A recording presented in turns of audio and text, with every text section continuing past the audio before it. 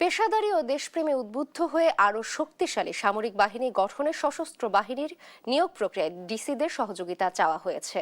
মঙ্গলবার রাজধানীর ওসমানী স্মৃতি মিলনায়তনে তৃতীয় দিনের মতো চলমান জেলা প্রশাসক সম্মেলনে একথা বলেন প্রধানমন্ত্রীর সামরিক উপদেষ্টা ডক্টর AKM শামসুল ইসলাম।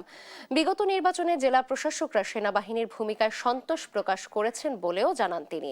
পাশাপাশি দেশের প্রয়োজনে সিভিল প্রশাসনের সাথে সামরিক বাহিনীর নিবিড় সমন্বয়ে দেশের প্রয়োজনে কাজ করবে এমন দিক নির্দেশনা দেওয়া হয়েছে ডিসিদের।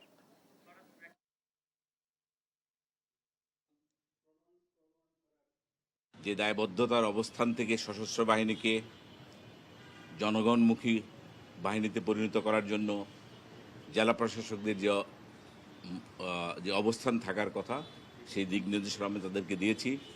সেখানে আমি উল্লেখযোগ্যভাবে বলতে চাই, আমরা যে টোটাল পিপলস ওয়ার, যেটা শহীদ রাষ্ট্রপতি জিয়া রহমানের দর্শন ছিল, সেটার ব্যাপারে বিস্তারিত আলোচনা করেছি এবং সেইখানে আমাদের জেলা প্রশাসকদের কী ধরনের ভূমিকা থাকা উচিত সেটার ব্যাপারে আলোচনা করেছি।